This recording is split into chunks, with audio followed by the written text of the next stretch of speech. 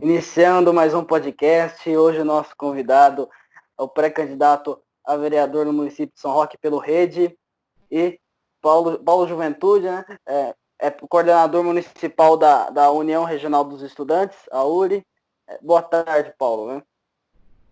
Boa tarde aí, André. Boa tarde a quem está ouvindo o podcast.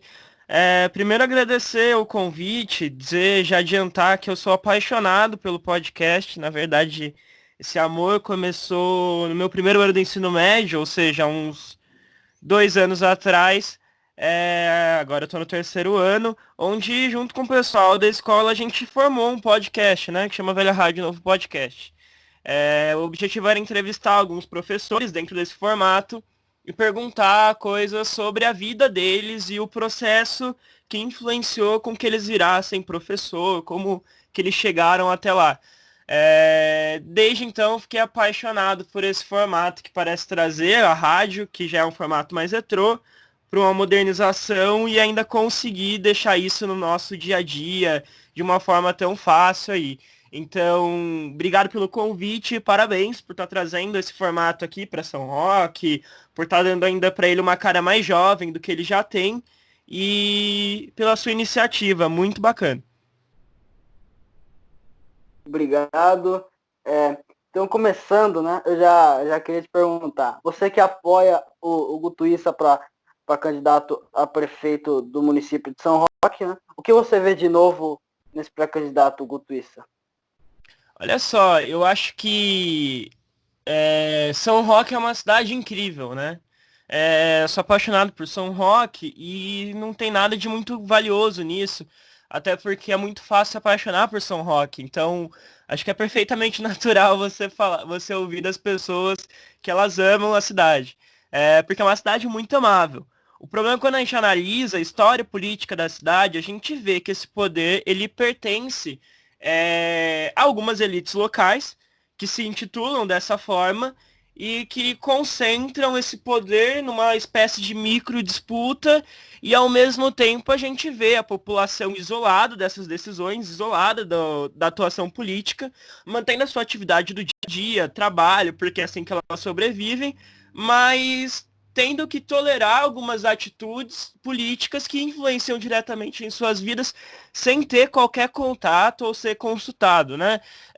Isso é uma realidade não só local, uma realidade brasileira que começou a ser questionado aí com maior intensidade em 2013, né?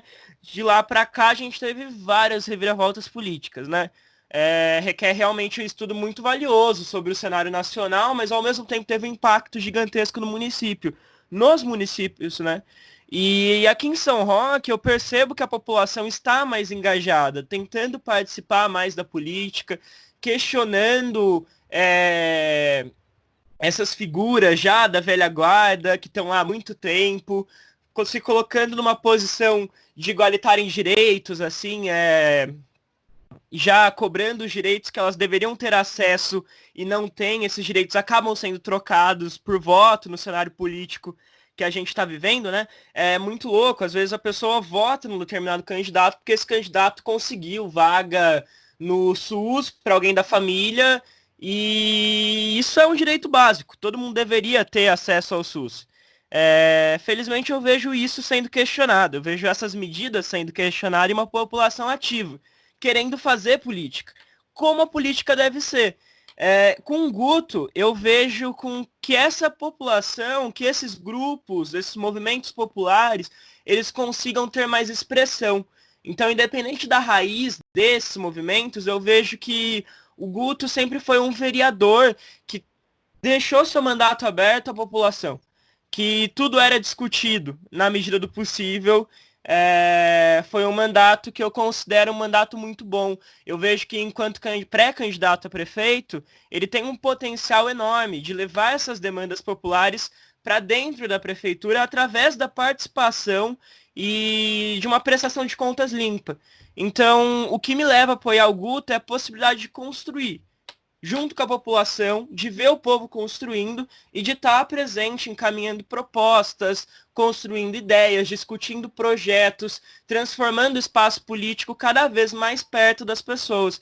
Eu acho que esse é o caminho da mudança e eu acho que ele pode se iniciar com uma ocupação da prefeitura pelo Guto, se assim ele for eleito. E também, né, atualmente, o nosso prefeito Cláudio Góes vem sendo alvo de muitas críticas, né? Grande parte da população está criticando o prefeito, né? O prefeito está perdeu bastante força, né, nesse mandato, segundo as pesquisas.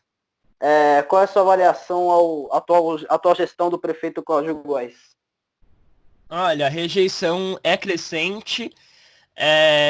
E quando a gente analisa, acaba sendo um pouco irônico, né? Porque é um governo que tinha tudo para dar certo. Primeiro porque ele começa como uma alternativa quase que unificada de uma oposição a um outro governo, né? Que foi o governo Daniel. Que para muitos, na verdade, a maior parte da população de São Roque, passava uma ideia, mesmo que em parte momentânea, algumas pessoas voltam atrás, mas eu acho que o pensamento ainda parece o mesmo em relação ao governo, à gestão que o Daniel fez, de que foi uma gestão ruim, onde pode ser questionada até em pontos de vista ético, irregularidades em prestações de conta, e diversos escândalos que estouraram nesse governo e uma sensação de saturação da modalidade política que as pessoas viviam na cidade, né? O irônico é que a proposta, ela não foi uma proposta tão propositiva assim, porque se encaminhou um governo quase nos mesmos moldes que o anterior, com a diferença que a gente tinha uma oposição talvez um pouco mais unificada do que o normal. Foi uma gestão, né, que começou com uma coligação muito ampla. Eu acho que você vai concordar comigo que num cenário de impeachment, porque o ano foi 2016, ter na mesma coligação partido cabeça da chapa PSDB do Cláudio e o PCdoB na vice-prefeitura é uma coisa um pouco irônica, né? E a sensação que se passava é que eles estavam colocando a ideia de transformação da cidade acima das suas convicções ideológicas. Eu acho que isso é um pouco problemático, porque o que a gente percebe, na verdade, é que esses setores não se comunicavam tanto. Então a gente tinha prefeituras dentro da prefeitura, vários cargos de confiança que foram estabelecidos e colocados em setores que não se comunicavam com outros, e um projeto, um plano de governo que não foi seguido. Eu tenho até um pouco mais de propriedade para falar disso, porque embora eu não participava da rede nessa época, se participasse já adiantaria que seria contra a entrada da rede na coligação do Cláudio, mas a rede foi um dos poucos partidos que apresentou um plano de governo para o Cláudio, e ele assinou esse plano de governo se comprometendo. O plano, inclusive, que foi construído junto com a população, através de grupos de trabalho, onde as pessoas discutiam, elaboravam propostas. Então, dentro dessas condições de que aquele plano seria seguido, a rede declarou apoio. Depois de um tempo, o Cláudio, obviamente, não seguiu o plano. Eu não sei se eu condeno ele, porque durante muito tempo parece que faltou gestão, faltou uma figura que realmente conseguisse conectar as pessoas. Faltou uma figura que conseguisse conectar as pessoas que construíam aquele governo. Então ficou uma coisa meio largada. E chegou no final do mandato, que a gente está agora, chegou a reeleição, o Cláudio parece tentar se reeleger, tentar ir pré-candidato, ao que tudo indica, o que parece ser um pouco irônico, porque no começo do mandato diversas pessoas mencionavam que ele não queria ser prefeito, que inclusive ele disse isso a elas, e agora ele parece estar querendo buscar o atraso de 3 anos de mandato em alguns meses. Infelizmente veio o coronavírus. Eu acho que retardou um pouco do processo, porque algumas coisas não puderam ser realizadas nesse meio do caminho aí. E eu não sei como ele pretende agora correr atrás das pendências, porque não seguiu nenhum plano que estava estabelecido no governo. Será que a população vai querer um governo desse de novo? Que não segue planejamento, que não tem gestão, não tem propostas. O que realmente foi o grande feito do governo Cláudio? Parece que teve várias ações descentralizadas, sem impacto positivo, que ocorreram de formas completamente paralelas. Não é assim que um governo tem que atuar. O governo ele tem que atuar de uma forma construtiva, onde realmente tem um objetivo, uma meta de município para ser atingido, e essas ações têm que fazer chegar nessa meta. Não foi explicado para o São Roquense qual é essa meta, nem como chegar. E tá aí o resultado que deu. Na verdade, acho que nem tinha alguma coisa para explicar para o São Roquense. Várias pessoas com metas diferentes. Talvez as próprias pessoas que construíram o governo do prefeito também não saibam qual a meta de município que eles querem. E agora, né, que você deu sua opinião sobre a avaliação, sobre o mandato do Cláudio, né? Eu queria saber de você também o que traz de novo. O Gutuissa vem com essa de novo, né?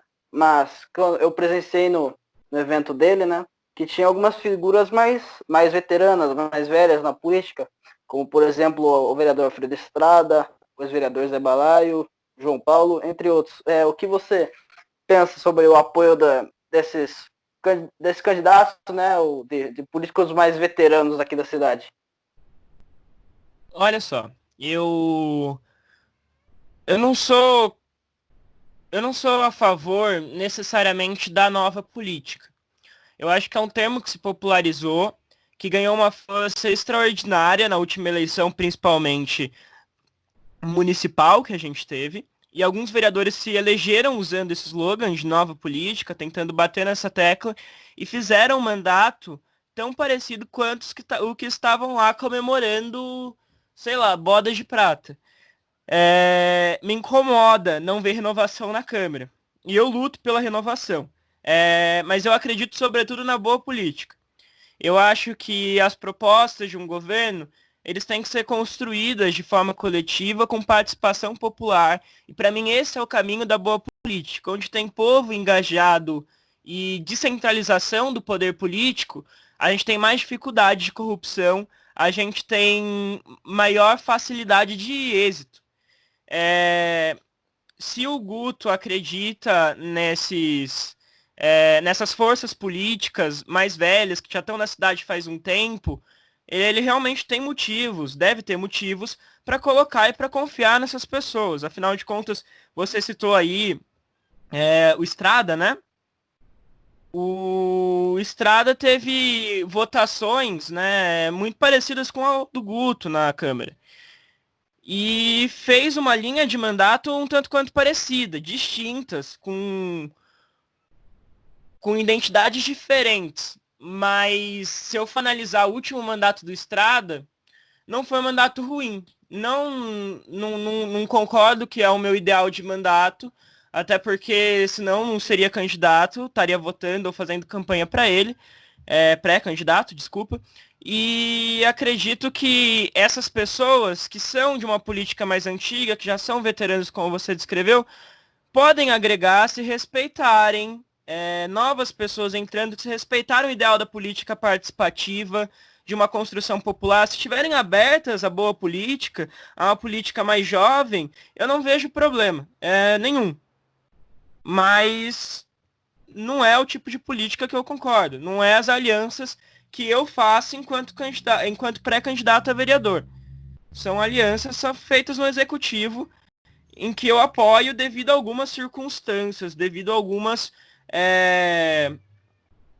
alguns acordos, no sentido de saber, queremos a renovação política, temos divergências, que é normal na política, mas concordamos na maioria das coisas, concordamos num projeto e concordamos em popularizar o espaço.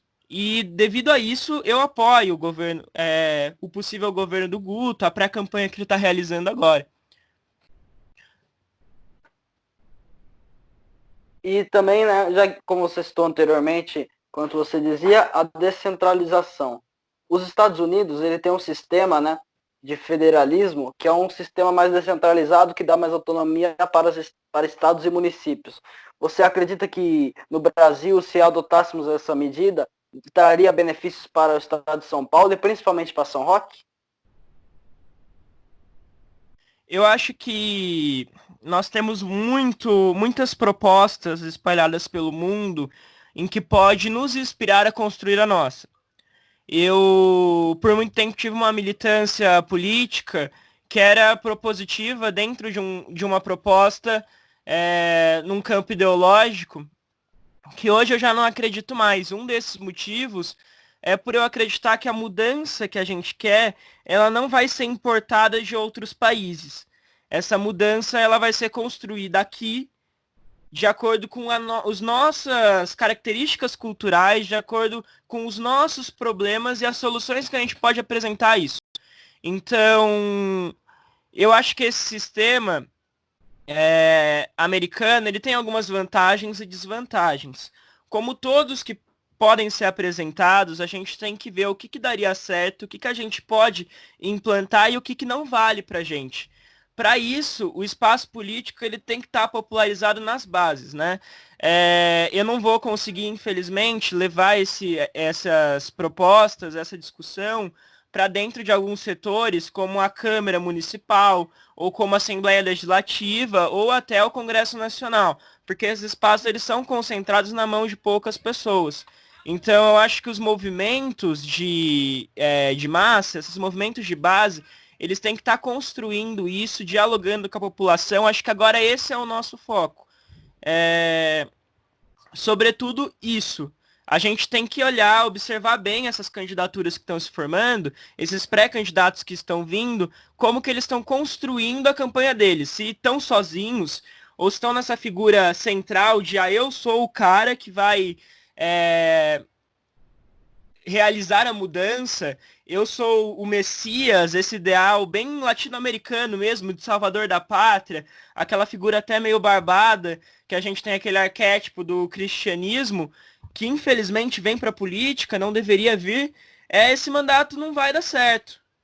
Se a pré-campanha ou se a campanha der, porque não tem aproximação das pessoas, ele é centralizador por si só. A mudança não vai vir por uma pessoa, ela é uma construção de ideias. É por isso que eu venho com a proposta, acho até legal já explicar aqui que rolou essa brecha, de um mandato compartilhado, na verdade. Fundei um movimento da União Regional dos Estudantes, como você citou aí, sou conselheiro fundador dele.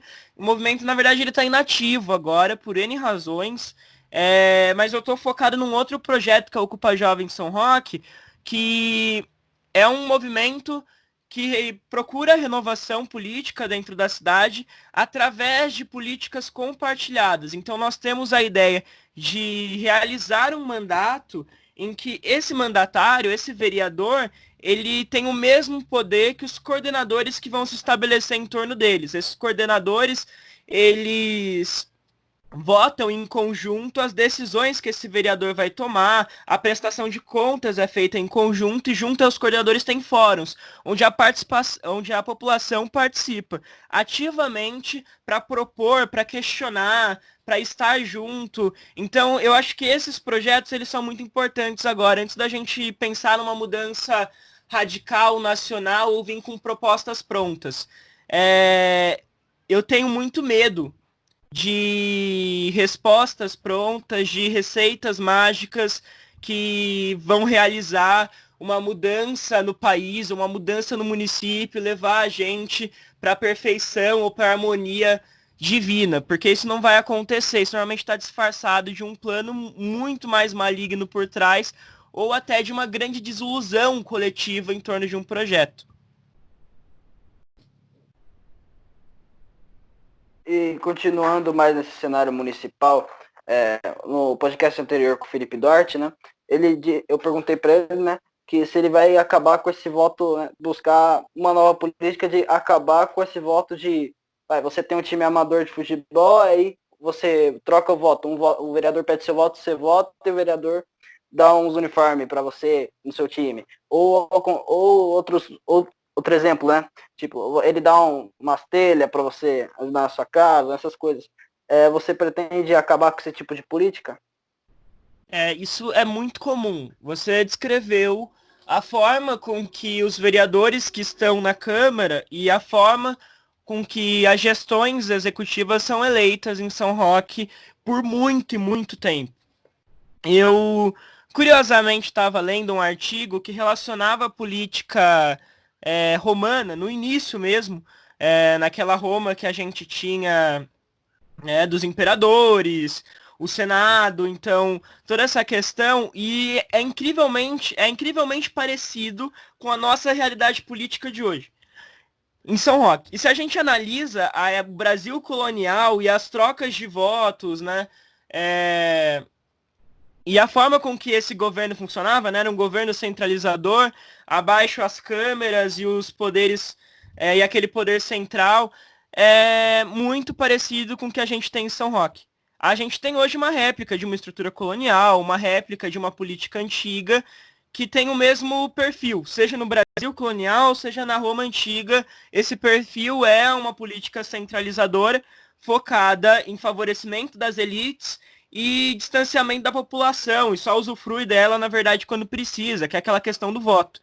Aqui em São Roque é exatamente isso que você descreveu, não posso discordar. A questão do vereador de bairro, que fala, esse é o meu bairro, né? Na Câmara ele fala, eu defendo o bairro, enfim, não vou citar qual bairro para não ficar tão específico assim, mas eu defendo tal bairro. Tudo isso é um caráter daquele voto trocado por cesta básica. Na verdade, o vereador ele não defende um bairro, ele defende São Roque. Até porque nós temos 111 bairros e distritos, se eu não me engano, e 15 vereadores. Então é uma conta desproporcional. O vereador que troca voto por camiseta do time de futebol, que troca voto por cesta básica, ele não vai estar conseguindo, nesse sistema, favorecer o município todo. É muito insalubre. E a própria proposta do mandato compartilhado que eu venho trazendo, ela contraria esse princípio, porque é impossível você fazer um mandato compartilhado trazendo pessoas de várias áreas técnicas. Então aqui a gente tem um professor, aqui a gente tem um estudante, aqui a gente tem alguém da área da cultura. A gente já está abandonando esses princípios de troca de voto por bairro, que eu vou ajudar, por time de futebol, por levar a cesta básica, para uma coisa mais técnica. Então aqui a gente tem proposta para cultura, a gente tem proposta para educação, a gente tem proposta para emprego. E combater isso é quase um dever ético da pré-candidatura que eu estou fazendo. Eu pretendo combater, eu acho que a forma da gente combater isso é levando a proposta política de fato para essas pessoas. Então, infelizmente, a pessoa que espera cesta básica, que espera vaga no SUS para voto, ela não faz isso porque ela quer, porque ela está maldosa. Na verdade, ela é quem está se prejudicando na situação. Porque ela está esperando voto por cesta básica, porque ela precisa de cesta básica para se alimentar. Tá esperando vaga na creche, vai trocar o voto por isso, porque o filho dela tá precisando ir para a creche, ela precisa trabalhar. E ela vai vender o voto porque para ela a política não faz sentido. Para a maioria das pessoas não tem esperança política. Então talvez se a gente chegar nessas pessoas, oferecer a oportunidade de construir um projeto, de participar, de estar lá, de fazer ela entender que ela tem direito, que ela tem como recorrer a recursos políticos, seja uma das formas de quebrar essa política da forma que a gente tem. Claro que algumas situações a pessoa vai se ver numa posição em que ela não vai poder aderir a esse tipo de política, porque ainda é muito elitizado, muito elitizado. Então, é uma mudança sistêmica que a gente vai realizar aos poucos, a trabalho de formiguinha. Então, quando a gente estiver ocupando o nosso espaço, por isso ocupa Jovem São Roque, quando a gente estiver ocupando o nosso espaço na Câmara, que a gente realmente vai conseguir levar essas mudanças, deixar esses direitos garantidos à população para que não precisam ser trocados. Porque é esse o dever de alguém que vai legislar, de alguém que vai fazer uma vereança, né? E por isso sou pré-candidato junto a esse grupo maravilhoso que é o Ocupa Jovem São Roque. Agora, mudando para um âmbito de discussão mais nacional, né? Nessa crise do coronavírus, o presidente Jair Bolsonaro tem discutido, né, com alguns governadores, como, por exemplo, o João Dória, o Wilson Witzel, o Flávio Dino, né, que vem tomando medidas, né, de combate ao coronavírus fortes em seus respectivos estados. Né? Qual é a sua avaliação ao combate ao coronavírus do presidente da República, do governador de São Paulo e do prefeito de São Roque? Olha só, é interessante a sua pergunta, porque ela acaba fazendo a gente analisar as coisas de uma forma diferente, né? o coronavírus ele fez a gente mudar muita coisa. Eu acho que vai surgir um mundo novo depois do coronavírus. Eu espero que seja um mundo novo bom, mas até lá a gente tem que superar as dificuldades que estão sendo passadas pra gente. Essa doença, ela não só ataca o sistema respiratório das pessoas, como ela também ataca nosso sistema de saúde, ataca nosso sistema político de uma forma que a gente nunca imaginaria. Tá rolando um abalo na sociedade brasileira muito forte, né? E ataca nosso psicológico também. Eu, por exemplo, nessa quarentena, acho que tô ficando maluco. E eu acho que todo mundo tá ficando um pouco nesse momento. O isolamento social é muito difícil. Mas fazer essas análises sobre como o governo está tratando isso é muito importante, porque por mais que a gente não queira politizar essa situação, porque não é ético, são vidas das pessoas, pessoas morrendo, a gente precisaria, na verdade, estar somando forças de todos os lados, de todos os espectros ideológicos para combater esse vírus, as coisas não estão acontecendo dessa forma, porque não se tem uma unidade para pensar isso, né? A gente tem um presidente que parece que está lutando a favor do vírus. Primeiro, a gente vê várias medidas insuficientes que partiram do governo federal em relação ao Covid. Segundo, a gente tem um presidente que convoca manifestações, que diz que não convocou e depois participa dessas manifestações em plena campanha de isolamento social, que faz discurso presidencial, utiliza dos meios televisivos para pregar um discurso que influencia a quebra do isolamento. E segundo, uma demissão de um ministro da Saúde que até então parecia estar fazendo um bom trabalho. Nunca imaginei defender Mandetta, mas da forma que ele estava conduzindo, parecia estar sendo mais eficiente do que o próprio governo. Parecia, na verdade, que ele estava fazendo um ministério independente. Isso é muito triste, porque deveria estar tendo unidade. Felizmente, o STF ele deu autonomia para os municípios e para os estados decidirem enquanto isolamento, tirando o poder do presidente, mas ele ainda tinha um impacto nas pessoas muito forte. Bolsonaro tinha uma capacidade de mobilização, tanto é que quando houve a manifestação, ela foi... Acho que a gente pode descrever da seguinte forma: pequeno o suficiente para demonstrar o apoio ao presidente, grande o suficiente para causar um estrago em relação ao Covid. Mas ainda assim, o depoimento dele acabou fazendo as pessoas questionarem a própria ciência, como ele vem fazendo sempre, mas questionarem o próprio vírus. E eu acho que o estado de São Paulo até então está fazendo uma boa campanha para o isolamento.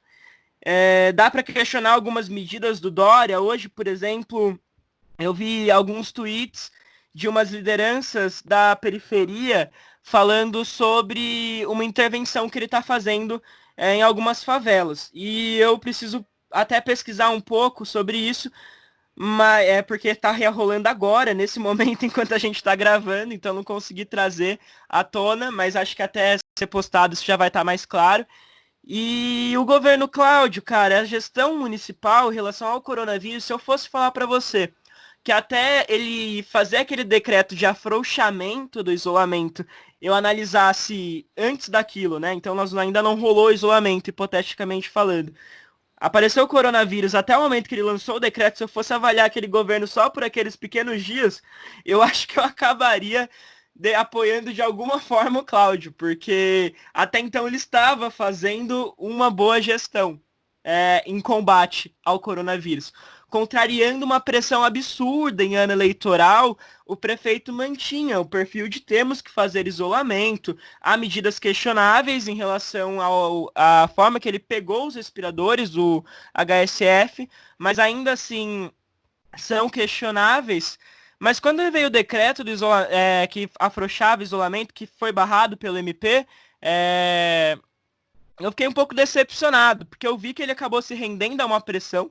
Eu até entendo, é ano eleitoral, eu imaginava que em algum momento isso fosse acontecer, infelizmente aconteceu mesmo, mas isso deu uma certa insuficiência. A gente via pessoas no calçadão sem máscara, aí ele falava que as pessoas só podiam entrar na loja com máscara, mas aí elas eram atendidas na porta. Gente em pleno isolamento, a doença acontecendo, experimentando sapato, ou seja, serviços completamente não emergenciais, sendo liberados à torto e direito pela Prefeitura de São Roque. Me deu um revertério e parecia ser um desprezo às pessoas que vão morrer por essa doença, porque o presidente fala muito nisso, né? Vão morrer pessoas, a gente tem que sair na rua para se imunizar. O problema é que os leitos vão sendo ocupados, o jovem pode não ser grupo de risco, mas ele pode morrer pela doença, e não morrendo, ele pode ter complicações, tendo que ocupar leitos, e a gente tem esse problema da ocupação dos leitos, e aí pessoas que seriam grupos de risco não teriam esses leitos, estariam até entrando em estados mais graves, a gente não sabe bem como que essa doença trabalha, e vão morrer pessoas pobres. A doença se divide dessa forma. Milton Santos explica muito bem com o conceito dele de espaços luminosos e espaços opacos, né? Então a doença se propagou pelos espaços luminosos, pelos centros urbanos, os centros comerciais, chegou ao trabalhador que trabalha nesses locais e foi levado, está sendo levado até as periferias. Na periferia, a gente tem dificuldade de saneamento básico, isso aqui em São Roque também. O saneamento básico de São Roque é vergonhoso e tem um lugar sem água. Eu recebi vídeo de um morador da Campininha, que eu inclusive compartilhei na minha rede social, falando que eles estavam sem água há meses. E a orientação é que as pessoas lavem as mãos, porque esse é o método mais eficiente de combate. Ficar em casa lavando as mãos. Imagina você na sua casa com as pessoas que moram com você, que normalmente são várias, sem água. Tendo que utilizar os recursos, cozinhar, tomar banho, muita gente em casa, muita gente consumindo, utilizando água, vai para fora, porque tem que trabalhar, porque as pessoas continuam trabalhando, essas pessoas que realmente moram em periferia, que não conseguiram parar, isso ainda é uma grande população de São Roque, estão usufruindo desses espaços que são âmbitos de contaminação e não tem água. Não tem água para conseguir se limpar. Então é um processo que a gente também não percebe quando analisa o cenário são-roquense, vê só as medidas até então que estão sendo tomadas, mas para que realmente haja o isolamento, para que realmente haja o movimento fique em casa, precisa ter condições para as pessoas ficarem em casa. Então, se a pessoa trabalha, ela não pode largar o emprego, deixar de receber o ganha-pão da família para simplesmente ficar em casa e se proteger. Se ela tiver que escolher entre talvez pegar o vírus ou perder o emprego, perder a alimentação da família, ele vai escolher entre a possibilidade de pegar o vírus, porque a luta é pelo pão. E, consequentemente, se a pessoa vai ficar em casa, ela tem que ter essa condição de ficar em casa, no sentido de ter água, de ter alimento. Então, as medidas num cenário geral não estão sendo suficientes. A gente tem um auxílio emergencial que está com muito problema para ser distribuído, para ser sacado, para ser utilizado, que está gerando aglomeração em porta de banco. A gente tem aí estudantes que estão perdendo aula. Então, quem estuda em escola privada ainda tem os privilégios das videoaulas assistidas, assim, pelo Zoom, ou pelo Microsoft Meeting, ou pelo Google Meeting, ou por qualquer outra plataforma, mas temos estudantes de escola pública que até agora não começaram a ter. Inclusive, no cenário municipal, isso seria feito de uma forma extremamente precária, né? Eu não sei se você já está sabendo disso, mas o que se propôs para os estudantes das escolas municipais é que eles tenham aulas online com professores de cada matéria por semana. Então, o João é professor de matemática. Então, o João hoje, ele vai dar aula de matemática para todos os alunos da rede. Aí, na semana seguinte, a Michele, que também é professora de matemática, vai dar aula para todos os alunos da rede no lugar do João. E assim vai ter um rodízio, um revezamento de professor, não vai ter vínculo, não tem aquela proximidade ao aluno para ele tirar dúvidas, nem a possibilidade dele realmente estar aprendendo. Não é uma aula, é uma palestra que está rolando, muito precarizado o sistema educativo, tanto para o aluno quanto para o professor, que tem muitas vezes nesse processo a saúde mental também em jogo, sendo prejudicada. No cenário estadual, a gente tem as escolas de ensino médio, que também até agora não tiveram as aulas, que estão recorrendo a algumas alternativas que também são insuficientes. E essas alternativas, elas vão ter que, de uma certa forma, dar conta com os vestibulares, né? O ministro da Educação, o Abraham, ele soltou um vídeo no seu Twitter falando que ia ter Enem sim, que ele não ia mudar a data do Enem, manteve o edital para a mesma data que o esperado, sem Covid, e disse que ia continuar tendo etapa online, que era uma competição, então estava tudo bem. Mas a competição de um aluno que está tendo aula todos os dias, no mesmo horário, que estuda em escola privada, com os professores, aquela sala de 20 a 30 alunos, competindo com um aluno que até agora não começou a ter aula no sistema estadual de ensino médio, ou que se está tendo é uma aula extremamente precária, cara, isso não é competição. E o próprio aluno de escola particular também está sendo prejudicado, porque está tendo que lidar com diversos problemas, está tendo que lidar com vários danos na sua saúde mental que acontecem em época de isolamento. A gente vê que as pessoas estão abaladas e está tendo que se preparar para um vestibular que aconteceria aí em outubro, novembro, se realmente puder acontecer até lá, porque a gente não sabe até quando vai o isolamento. É impossível prever. As expectativas científicas são diferentes das expectativas políticas que colocam isolamento para o mês que vem e aí, quando chega no mês que vem, coloca para o mês seguinte. Né? A gente percebe, na verdade, que a gente provavelmente vai ficar assim até o final do ano. E esse aluno constantemente sendo cobrado de um vestibular que tem que fazer, que tem que estudar, aquela cobrança que já é normal do vestibulando, mas a cobrança do quando será que vai acontecer? Será que você vai conseguir aprender nessa forma, à distância? Esse aluno ele vai entrar, ele vai surtar em algum momento, já não está surtando. Então, de forma geral, o governo não está lidando bem com isso. Nenhum deles. Porque nenhum deles está conseguindo respeitar as pessoas que estão sendo afetadas pela doença. É fácil, eles estão numa postura muito cômoda. Mas quem realmente está na frente de batalha não consegue se conformar nem com o discurso do fique em casa, porque não tem as condições de ficar em casa, então ele vai rir da cara de quem está falando para ele ficar em casa, e nem do discurso de quem está falando para ele correr para a rua para se imunizar, porque ele sabe que dessa forma ele vai morrer. Então a resposta, eu não acho que nenhum deles está sendo eficiente.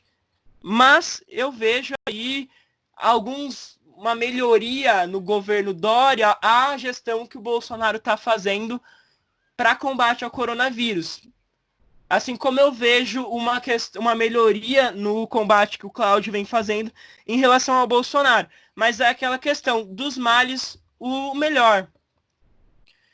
Não é uma opção de, nossa, esse governo realmente está sendo eficiente. Na verdade, todos eles estão desprezando, de certa forma, a necessidade popular. E agora, para encerrar, né, uma última pergunta. Agora, para ser mais rápido, né, qual a nota que você dá do combate ao coronavírus? Do presidente do Brasil, do presidente dos Estados Unidos e do presidente da China? Olha só, interessante a pergunta. É difícil ser prático com essa colocação. Eu acho que a China, ela demorou para sentir o que realmente era o vírus, para levar ele a sério, para respeitar outros países, porque teve erros de medidas em relação ao que realmente era o Covid. Não duvido que haja manipulação de dados a princípio, mas essas manipulações também rolam aqui no sentido de que são insuficientes os testes que a gente está fazendo.